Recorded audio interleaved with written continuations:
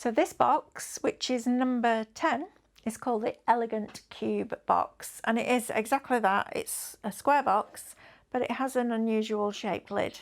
So you can see there it comes up on an angle, which is really pretty. Just, it's something a little bit more creative than just a square box. Do you know what I mean? It means it looks like you spent more time and more attention, and it's just really nice. So let's start with this one. So I've got my net drawn out, and this is for the base. I've got my base piece. I've got my back that's going to attach with this tab, and that's going to attach to this side. So I've got a tab on the left, tab down there, then the front, so that's going to attach to that, and then another side, and that's going to attach to that. Okay, so it works its way around. Looks like a bit like a windmill, doesn't it? So let's start with this. Let's do the back bit first.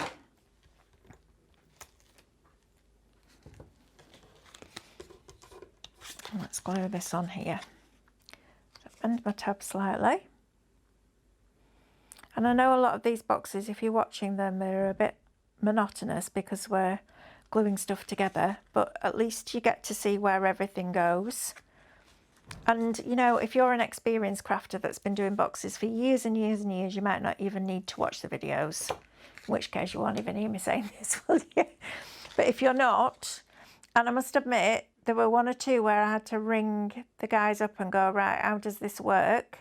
So I think because we've got reinforced panels in, which is good, it's a good thing, but I think sometimes you think, what's that bit for? Because it's not, you know, like you would normally make a box, because we wanted to make sure that all these boxes were usable and strong. So that's why we did a lot of what we've done. So now we're going to pop that onto there.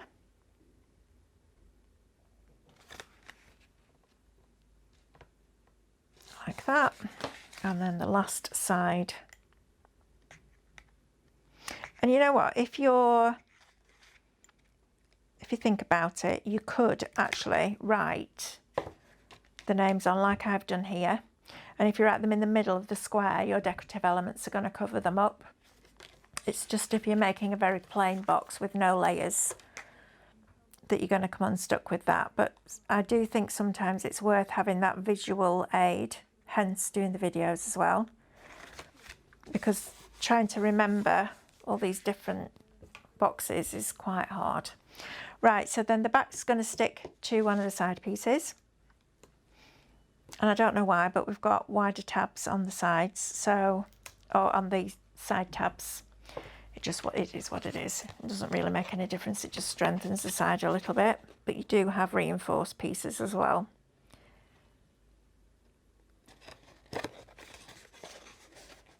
I think they probably just made it and then forgot to make them smaller, but it doesn't make any difference to the build, so it's fine. Right, so get that off there, tuck that one in.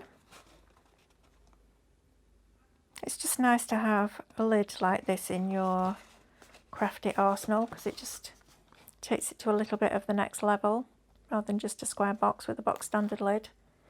Thought it was quite nice.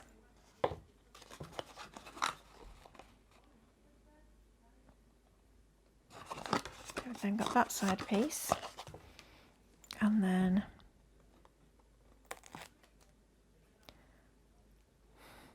it wants to stick to me, and then as soon as I get it onto the kitchen roll, it just lets go like that. Right, so I've now got the base of my box, and then you have your reinforcement panels, so they will then get glued inside there, and that will cover up your tabs as well. All right, so just pop those in there like so, and that will strengthen your box all the way around. Okay, so we can get rid of that net and bring the net in for the box lid. So we have the back part, we have the side, and this is a reason why I got them to make the resize files the same size as the net, so that you could lay everything over and make sure that everything fit correctly. And if it doesn't, it means it's either the wrong way around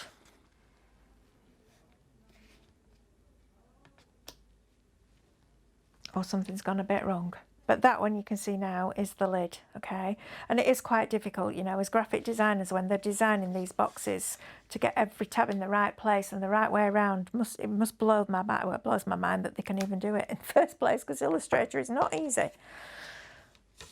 But yeah, it's but I do make them go through quite a rigorous process. I'm sure by the time they finish to cutting Craftorium, they're like, oh, I'm exhausted. Right, so then the side is going to stick to the back, which makes sense, doesn't it? Because you have a back, then a side on either side, and then a front. And then the front has the tab on the opposite side, and that sticks to the other side. And then you have your lid, or the top of your box, top of your lid. It's getting the terminology right as well. Top, lid, base, bottom, side. Oh, it's just so many words. Right, so now we're going to stick this side to the top. So we're going to take our long tab tape off. We're going to bend that over, and we're going to position that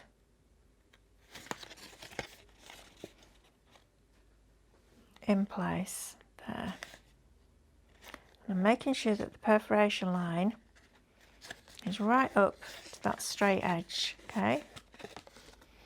So then we might as well do the next side, because that will then give me more rigidity to then put the back in place. So if we then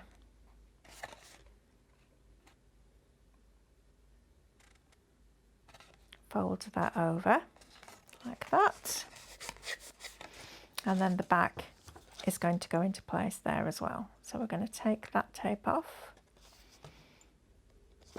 Right, put it down, Melanie. Don't forget you've got perforation lines in, so you can bend them quite freely. And then that one I'm going to bend over and position that in place.